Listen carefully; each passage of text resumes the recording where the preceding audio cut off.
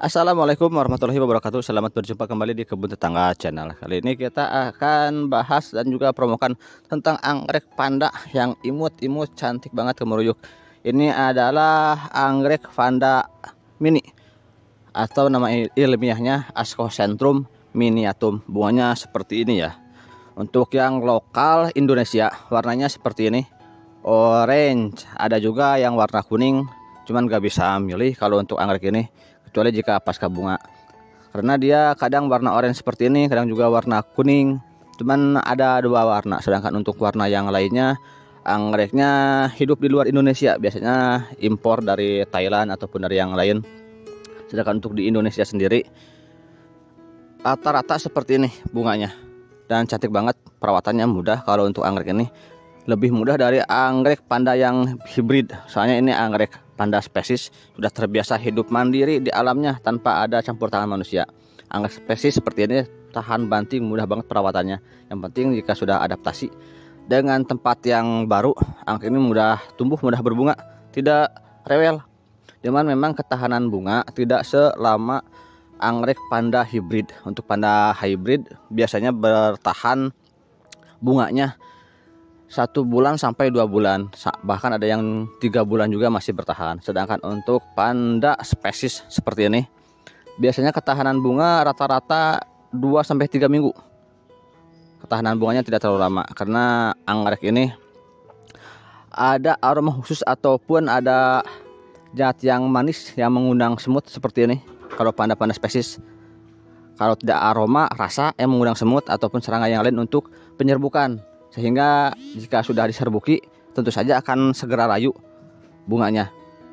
Jangankan yang seperti ini, untuk Phalaenopsis sendiri pun yang seperti ini, Phalaenopsis ini biasa bertahan lama. Jika kita polinasi akan segera layu 2 hari 3 hari kemudian. Jika kita polinasi pada kuntum yang ini, kuntum yang ini akan layu dan bagian tangkai bunga sebelah sini akan bengkak.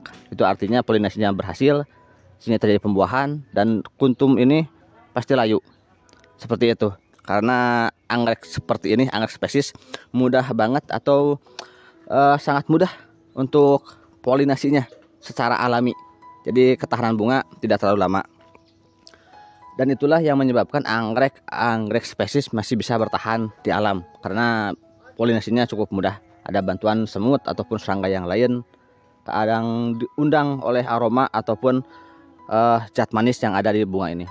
Jadi seperti ini karakteristik anggrek panda mini atau Ascocentrum miniatum.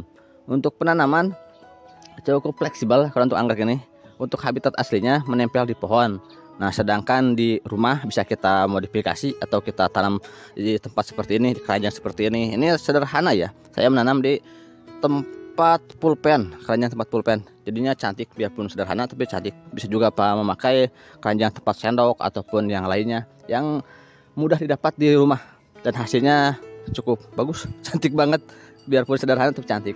Untuk penanaman yang reguler biasa memakai kayu atau ditempel di batang kayu, ataupun bisa juga seperti yang ini, ditempel di papan pakis yang seperti umumnya ya. Penanaman anggrek epipit seperti umumnya seperti ini, menanam anggrek di papan pakis. Nah, yang ini satu papan pakis besar atau yang ukuran standar seperti ini bisa kita tanam beberapa anggrek. Untuk yang ini saya tanam satu rumpun ada berapa ini? 1 2 3 4 5 6 7, ada 7 plant seperti ini, dan cantik banget. Tentu saja sangat cantik jadinya, imut-imut anggrek panda mini. Kalau yang ini saya tanam 3 plant per papan pakis. Kenapa sedikit dan juga kecil ya? Karena ini untuk dijual agar lebih mudah dalam pengiriman dan juga harganya lebih terjangkau. Saya jual Rp50.000 sepapan ini, cukup terjangkau. Buat yang berminat silahkan hubungi nomor admin. Dan untuk perawatannya cukup mudah. Untuk anggrek ini mudah banget tumbuh dan berbunga nantinya, karena ini anggrek spesies sudah terbiasa hidup mandiri di alam. Nah, nantinya jika sudah sampai seperti ini, siram setiap hari, usahakan setiap hari, ataupun bisa juga siram pagi dan sore hari, 2 kali sehari. Nanti akan tumbuh akar baru. Nah, seperti ini akan tumbuh akar baru, dan biarkan aja menjalar ke media. Dan untuk pelembab saya memakai tambahan sphagnum moss.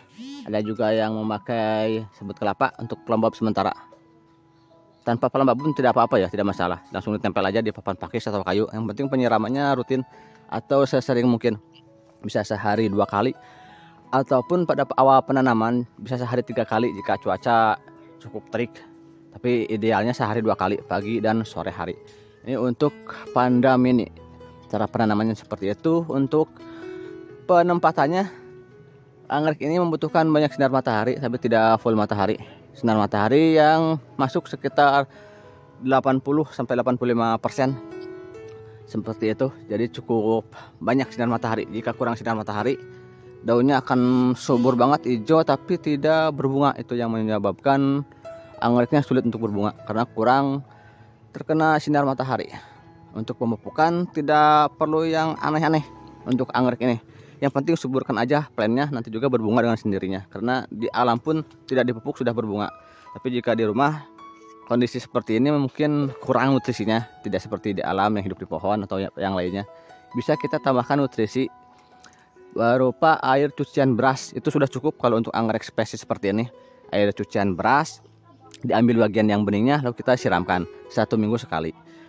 Jangan memakai bagian yang endapannya ya, yang terlalu kental, khawatirnya banyak serangga dan juga jamur. Nantinya jika memakai bagian yang kental akan menumpuk di sini.